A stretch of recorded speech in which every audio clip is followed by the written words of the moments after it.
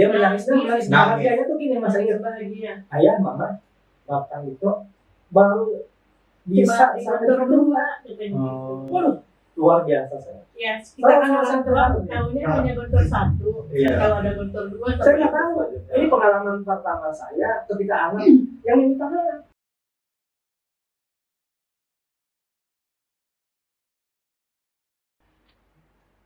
Baik, bismillah. Assalamualaikum warahmatullahi wabarakatuh. Waalaikumsalam warahmatullahi wabarakatuh. Alhamdulillah, salatu wassalamu ala rasulillah. Rabbi shrah li sadri wa yassir li amri wahlul 'uqdatam min lisani yafqahu qawli. Berjumpa lagi hadirin sekalian dimanapun Anda berada yang sedang berbahagia saat ini. Kita podcast yang ketiga sekarang.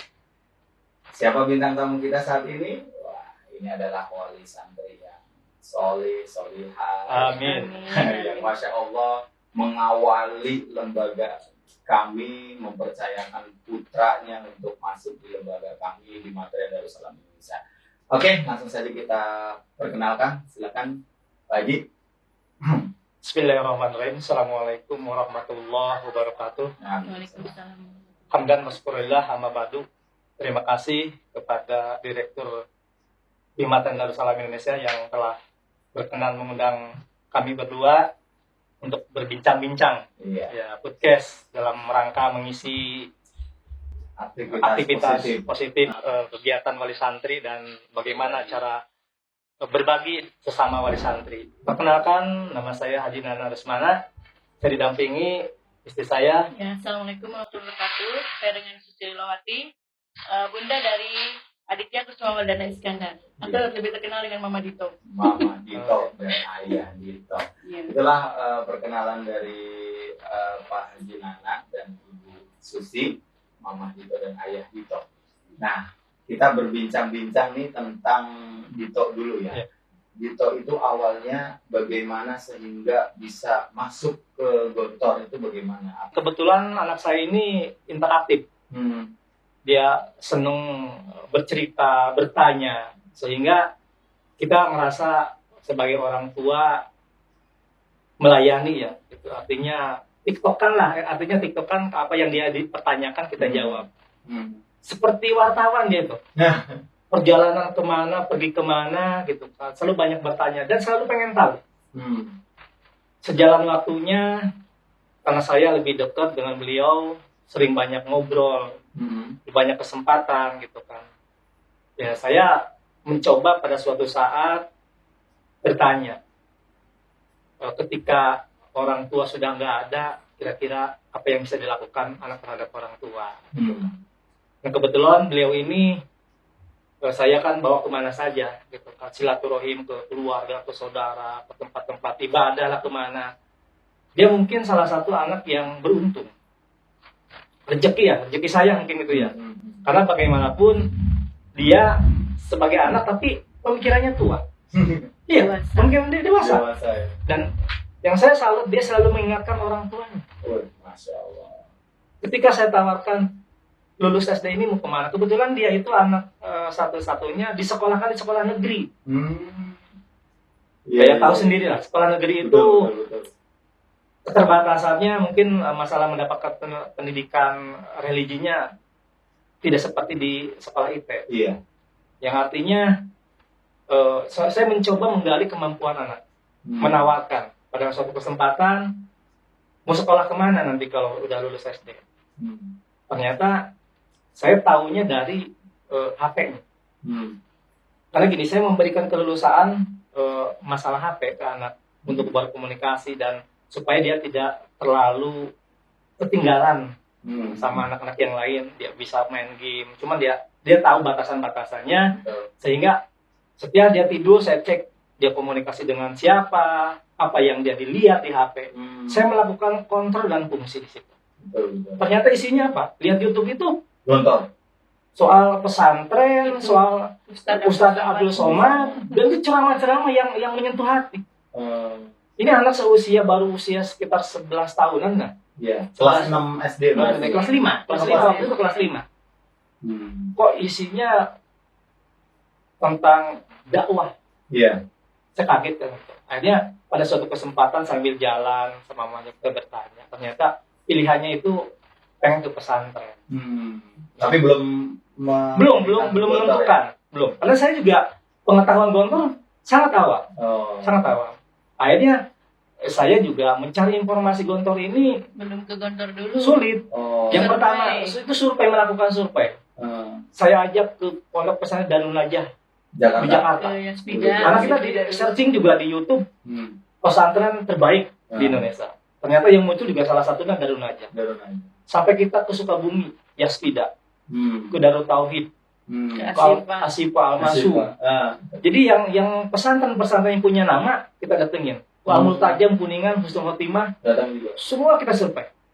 Biarkan dia yang memutuskan. Jadi saya melakukan riset juga sama anak saya. Disitulah dia bisa mengambil keputusan. Setelah survei dan akhirnya waktu itu yang terakhir itu di Husnul Khotimah di Al-Multajam. Kebetulan saya dari Kuningan, dekat, sambil pulang kampung nengokin anak, ternyata dia masih ada satu permintaan waktu itu. Boleh nggak antar survei ke Gontor? Ya kita nggak tahu Gontor itu ada di mana. Tapi keyakinan dalam doa tidak ada yang tidak mustahil. Kita melakukan survei juga. Karena ini keinginan. Padahal waktu itu keputusannya di Al-Multajam Husnul Khotimah. Kita udah daftar, udah melakukan pembayaran juga. Tetapi karena rezeki anak, kita survei ke sana, itulah keyakinan dalam doa. Belum Tidak ada yang mustahil. Iya. Asal menjadi kenyataan. Maka waktu itu kan, syukur alhamdulillah, kita dipertemukan dengan orang-orang soleh seperti Ustadz ini, ya kan? Untuk mempersiapkan anak ini. Karena bagaimanapun, anak saya ini sekolahnya di sekolah negeri. Ya, karena saya tidak tahu harus mempersiapkan anak. Persiapan-persiapan itulah, gitu kan. Saya mencari dan istri juga mencari, ketemulah Ustadz yang soleh. Alhamdulillah, ini salah satu rezeki saya sebagai orang tua. Keinginannya untuk masuk Gontor kan kuat. Betul. Terus saya bingung kan, bimbingannya mesti kemana karena terus terang merasa pendidikan agamanya kurang. Jadi saya bikin status tuh di WA, ini nggak apa-apa ya. Disampaikan. Bikin status di WA, anak ingin sekolah ke Gontor, saya nggak punya pengalaman gitu, saudara nggak ada gitu ya yang sekolah di sana. Kebetulan Mama Ocha baca tuh, coba ke ini aja, ke Ustadz Hambali katanya gitu. Alhamdulillah dikasih kontak Ustadz ya. Terus saya berbincang dengan Ustadz kan WA waktu itu. Datang ke sini ya waktu itu ya. Iya, betul. Kaget mungkin ini lembaga apa main-main ini. Betul. Ya, Baik. alhamdulillah ada sambutan baik kan dari Ustadz. Iya, Terus alhamdulillah. privat ya waktu itu ke rumah kan. Betul. Selama ya berapa bulan terus karena Ustadz ada kesibukan yang lain. Semua boleh ditarik. Ya, jadi pemirsa perlu diketahui bahwa Dito ini dari negeri. Maka yang dari negeri nggak usah berkecil hati ya. Jadi bisa kita bimbing, kita dampingi. Dan memang Dito ini anak yang luar biasa cerdas, anak yang hebat. Ya, pastinya anak yang hebat itu karena orang tuanya hebat. Ya, alhamdulillah ya. Jadi kita pasti harus mensyukuri itu. Kemudian Dito ini ketika di Matren itu murid yang pertama, gitu kan, murid yang pertama. Saya dulu memang sebelum mendirikan lembaga kayak sales gitu, door to door. Salah satunya ke rumahnya beliau ini, Masya Allah ya, saya ajarin Dito dari A sampai Z lah semuanya, sehingga ketika buka lembaga kesini dan mau gitu akhirnya bareng-bareng. Baik, nah itu awal mula ya. Nah kemudian nih setelah itu ayah dan bunda kan udah tahu Gontor nih. Kemudian akhirnya bisa masuk itu gimana proses dari Dito itu? Lulus lah. Maksudnya ini kan bukan pas angkatan corona ya. Dito kelas 2 KMI 2019. Jadi belum ada corona. Ini kita cerita nih bagaimana harunya ketika proses masuk itu. Maka siapa yang jawab? Ya. Jadi kalau kita mengingat masa lalu ya, begitu beratnya proses masuk Gontor ini masih teringat. Saya itu sebagai saksi hidup ya, mau di Bimatren atau sebagai wali santri ya, selalu hadir di tengah-tengah Gontor. Iya, betul. Karena selalu pengen tahu prosesnya masuk Gontor itu gampang-gampang susah. Bagi orang yang menurut pandangan saya sebagai orang beriman, yaitu tadi saya punya keyakinan dalam doa, suatu hal yang mustahil jadi kenyataan, ya kan. Dan saya tidak punya angan-angan, tidak punya cita-cita untuk anak ini masuk gontor. Tetapi karena memang qadarullah ini, saya dipertemukan dengan orang-orang soleh dan soleh, sehingga anak ini mampu menjadikan satu kekuatan dalam doa. Karena perjalanannya tidak mudah ternyata, betul, tidak mudah. Yang pertama, dibantu dengan kita mencari sosok ustadz ini, ya kan, kalau bukan qadarullah juga, ya kan, nggak ketemu. Ya, akhirnya dipertemukan, dan prosesnya itu juga tahu sendiri lah. Mungkin di antara anak-anak angkatan pertama itu paling berat. Iya. Karena dia musibah tahu sendiri. Iya, betul. Ya. Di detik-detik mau pendaftaran dia kecelakaan. Betul, tangannya patah. Tangannya patah, dua-duanya. Tangan kanan. Tulangnya dua-duanya patah. Dua tulang. Ya. Sampai Akhirnya, belajar imla pakai tangan kiri. tangan kiri. Dia mengusahakan, dia belajar bersikeras di rumah itu. Kebetulan saya belikan whiteboard, belikan spidol. Dia melatih dirinya sesuai dengan kemampuannya. Tetapi dia punya tangan kiri jauh lebih hebat dari tangan kanannya ternyata. lebih rapi. Lebih rapi. Iya, itulah satu kebanggaan. Ternyata anak ini tidak berhenti di situ ketika dia Allah coba itu. Dan saya merasa terharu. Dia masih keinginannya kuat. Pokoknya pilihannya tetap gontor. Padahal saya sebagai orang tua memberikan gambaran yang paling pahit. Saya tidak pernah menjanjikan di gontor itu. Dan saya kira searching disiplinnya, cari makannya, diceritakan sampai sedetil-detilnya. Tapi tetap kuat. Sampai saya menceritakan di Al-Multajam ini cuma berenam atau berempat, kasurnya juga empuk, enak. Ya, Kamar mandi di dalam, ada kalau AC. cuma mindahin kasur dari rumah ke sana mah di rumah percuma. aja. Di rumah aja. Itu anak punya pemikiran ke situ. Itu nggak begitu. Ya, akhirnya saya sebagai orang tua merasa terpanggil. Nah, saya dukungan 100% sama anak karena dia juga ngerasa yakin dan mampu. Ya, akhirnya ya saya sebagai orang tua berikan support. Ya, satu-satunya. Nganter ya? Nganter. Saya selalu nganter. Waktu itu kan masih ada kesempatan nganter. Iya. Nah, prosesnya nganter ke sana itu kan tahu sendiri loh Ustaz ya. Iya. Perjalanan yang cukup melelahkan jauh. Ya alhamdulillah kita selamat sampai sana. Ternyata kan sampai ke sana tuh ada kebijakan baru. Ya kan? Bahwa orang tua harus tanda tangan. Masih ingat itu saya. Yang pertamanya itu kan kita belum berangkat ya. Iya, jadi hanya ditonya saja. Sama Ustadz, ada pendampingan. Selasa sampai ke sana ternyata ada kebijakan baru, orang tua wali harus tanda tangan. Ya. Yang akhirnya kita ber-12 orang ya.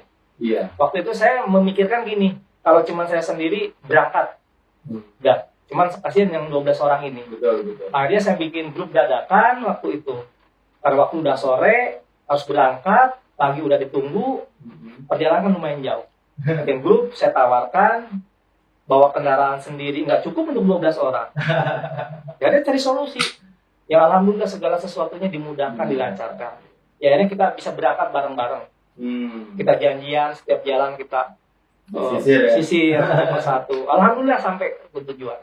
Mama Dito ikut ya? Ya. Ikut. Alhamdulillah ikut. Kebetulan waktu itu banyak pasangan ya Bangnya. Ya berpasang-pasangan ikut. Nah sampai sana kan melihat kondisi gontor gitu ya, kemudian pendaftarannya seperti itu, apa yang dipikirkan? Maksudnya ada nggak rasa was-was misalkan, aduh ini lulus nggak ya, banyak soalnya kan pesertanya ribuan Pak ya. 3.714 ya waktu Justru begini ya, ketika kita menyaksikan langsung ke sana ribuan orang, betul lautan manusia digotong untuk semua, ya kan. Ya saya meyakinkan mental anak di sana itu. Karena bagaimanapun begitu di sana itu kan udah ribuan jumlah orang. Bayangkan aja satu keluarga bisa 5-6 orang dalam satu tempat untuk pendampingan menguatkan anak. Ya kan bagaimanapun anak kalau tidak didampingin orang tua itu mentalnya pasti down.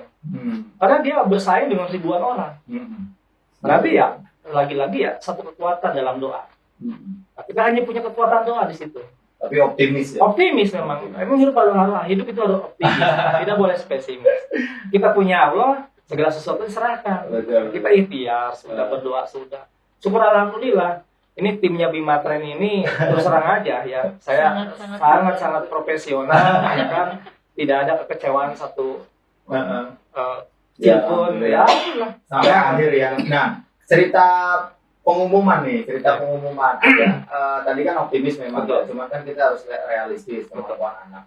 Apakah ketika pengumuman itu disebutkan kan nomor ujiannya? Nah, Ananda Dito ini kan lulus di Gontor 2, gitu kan? Nah, ketika lulus di Gontor 2 ini, apa harapan dan apa yang menjadikan Dito itu?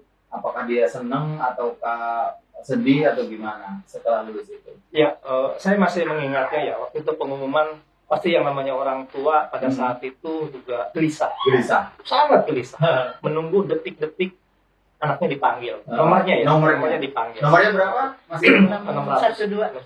612. Tuh, berarti karena memang momentum yang luar biasa ya. Dari 1 sampai 4.000 itu dipanggil, misalkan 001. Iya. 0 langsung loncat 050. Ada yang dipanggil kan Gontor 1 dulu. Nah, pas Gontor 1 nggak ada gimana? Ya kita masih punya keyakinan. Karena targetnya gini, anak saya mau diterima di Gontor manapun siap. Kita udah ikhlas. Nah ini ada cerita nih. Siapapun yang mau memondokkan anak di Gontor, persoalan antara suami istri harus selesai. Ya, karena pengalaman yang kemarin. Kalau tidak selesai antara suami istri soal memondokkan anak, akan saling menuding kedua belah pihak. Kesepakatan orang tua. Kesepakatan berdua. Iya. Jadi jangan sampai anak ini digantungkan. Itu penting. Jadi jangan sampai anak dipondokkan ketika ada hal-hal yang menjadi bumbu, hal-hal kecil lah gitu kan, jadi perdebatan, jadi kemarahan, jadi berantem. Bahkan Pak Haji pernah cerita katanya yang nggak lulus sampai ada yang digabung gitu. Iya, saya menyaksikan. Iya, ditempeleng itu kopernya juga ditendangin, diseret-seret anaknya itu. Itu saya melihat langsung. Ya, bukan kita ini ya, tapi jadi buat pengalaman ke orang tua yang lain. Saya melihat dia tuh seorang guru, seorang kiai. Dia seorang kiai. Tapi anaknya gagal. Ya. Mungkin karena bukan rezeki kembali. Karena siapapun di situ, mau orang pintar, mau orang bodoh, ketika bukan rezekinya ya harus ikhlas. Di situ saya banyak belajar. Nah, begitu selesai pengumuman, anak saya itu merangkul saya. Dia menangis. Bahagianya tuh gini, Mas, ingat bahagia. Ayah, Mama, maafkan itu baru bisa sampai di Gontor 2 katanya gitu. Waduh, luar biasa saya. Ya, kita kan orang tua tahunya hanya Gontor 1, nggak tahu ada Gontor 2. Saya nggak tahu. Ini pengalaman pertama saya ketika anak yang meminta maaf. Jadi bukan saya sendiri gitu ya. Ya gimana coba nggak terharu. Makanya saya gini, memondokkan anak ini menjadikan satu guru besar bagi saya. Benar tuh. Syukuran. Wah, rezeki paling besar lah. Paling besar yang dirasakan. Memang tidak mudah. Nikmat yang paling.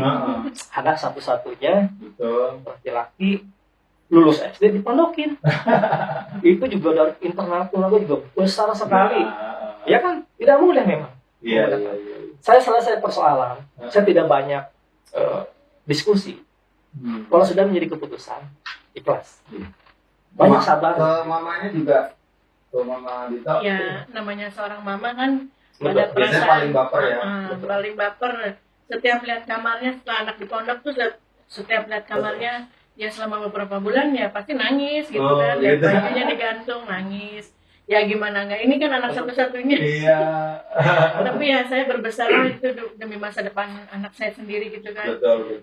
Dia harus bisa tegar ke depannya. Karena kalau anak satu itu gini, di rumah itu kelihatan. Ada dia lagi ngapain itu kelihatan. Ketika nggak ada itu hilang. Nggak ada. Kalau misalnya anaknya 2, 3 itu masih terobati mungkin gitu ya. Masih kelihatan ada anak yang bungsunya, ada yang besarnya. Ya. Terus ada perubahan katanya ya ketika anak itu dipondokkan, kita jadi merasa ikut mondok itu betul nggak sih sampai anak itu puasa Senin Kamis jadi ikut itu coba gimana? Betul. Jadi gini, anak itu menjadikan alarm buat kita. Kita tidak bisa sekarang semau-maunya. Anak bangun jam 3. Saya harus memastikan bangun sebelum jam 3. Dan itu saya praktekkan berdua. Ya. Ini nanti frekuensinya sama. Bu Haji puasa juga katanya ya. Wah, Insya Allah. Soalnya pernah silaturahim ke sini ya. Bu Haji setelah Dito itu lulus di Gontor, kemudian kita dihidangkan seperti ini. Oh, puasa Ustaz gitu kan, karena saya nggak enak anak saya puasa, saya nggak puasa di sini gitu, betul ya Pak Haji? Itu nyata ya. Ya ikut merasakan lah selama anak di sana. Jadi anak biasa tidur enak gitu kan. Ya saya ikut-ikutan bangun malam juga, jadi biasa jadi lebih rajin gitu. Yang menjadikan satu alasan buat kita. Itu tadi saya bilang, anak di pondokan itu ini sudah tahu diri. Iya. Maka istilahnya gini, anak nyantri, ayah ibunya minimal jadi kiai lah. Iya. Jadi gitu kan. Jadi artinya memotivasi. Jadi, kita mau berperilaku buruk atau jelek, juga malu sama anak. Betul. Ya. Karena motivasi saya gini, anak di pondokan itu yang pertama dia akan mengasih tahu ketika ayah bundanya tersesat. Dia akan bisa menunjukkan jalan yang benar. Iya. Ya, kan? Bukan cuma bisa mendoakan. Itu dalam hidup saya, keyakinan dalam doa saya itu, ketika ayah bundanya tersesat, maka anak ini bisa menunjukkan jalan yang benar. Salah satu tujuan utamanya itu. Betul. Jadi bisa menjadi wasilah kebaikan Betul. untuk Wasilah keluarga. Saya merasakan sendiri memang dari 10 bersaudara kan, cuma saya yang awalnya sih bilang dibuang ya, tapi ternyata manfaatnya ya Betul. sekarang ini bisa dirasakan. Ya mudah-mudahan nanti Dito juga bisa menjadi karena saya mengajarkan anak-anak selalu menyampaikan bahwa kalian berhasil itu tergantung dari diri kalian sendiri. Kemudian berhasilnya saya sebagai guru kalian adalah ketika kalian lebih hebat dari Ustadz gitu. Artinya kalau nanti Dito lebih hebat, itu saya berhasil. Kalau Dito sama dengan saya, berarti saya yang gagal, bukan Dito-nya. Gitu. Baik, terakhir nih. Nah, kita berbicara Gontor 2. Nah, itu gimana sekarang kondisi? Nanti satu-satu jawab ya Mas. Ya. Jadi Gontor 2 dari kelas 1, kelas 2 apa yang dirasakan saat sudah menjadi santri? Keluhannya kah? Suka dukanya apa gitu? Maka sukanya dukanya. Alhamdulillah saya sebagai wadah santri yang baru ngerasain jadi orang tua santri. Ketika diterima di Gontor 2, banyak kemudahan-kemudahan yang saya dapatkan di sana. Baik untuk mencari informasi tentang anak dan lain-lain lah. Sebagian itu saya rasakan dan saya bisa mudik ke sana dengan mudah. Pertama gini, saya juga kagum sama anak saya, bukan karena ini anak saya gitu, tapi memang perilaku yang saya dapatkan. Yang pertama gini, ketika saya mendapat kunjungan mudik ke sana itu, anak ini yang pertama menanya, ayah kan baru sebulan, apa yang ditengokin? Saya sebagai orang tua itu bukan apa ya, anak segitu kuatnya, ya kan? Ya. Nanti kedepannya 3 bulan 4 bulan lah kalau di sini. Saya diingatkan begitu. Tetapi kan perasaan orang tua jauh dari satu kangen, rindu, banyak hal yang biasa ditumpahkan di rumah itu sesekali pengen datang ke sana. Ternyata anak ini lebih kuat dari saya, dari ibu bapaknya. Gitu. Syukur alhamdulillah.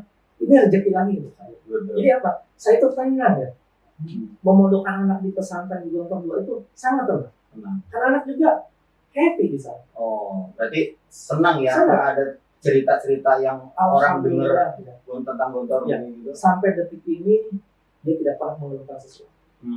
Bahkan kemarin lagi rame-ramenya kirim paket begitu. Dia anaknya kan jarang telepon ya.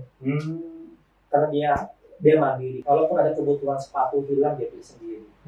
Jadi saya kadang-kadang apa? Dia mau dikirim apa? Sudahlah ya. Di sini sudah ada semua di sini. Ya, dia selalu bilang setiap ada masalah saya nggak mau bilang sama orang tua.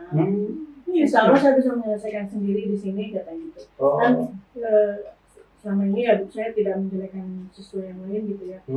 Ada yang suka laporan ke orang tuanya, nanti orang tuanya kan lapor ke pengasuhan bahwa anak ini diapakan nih sama temannya.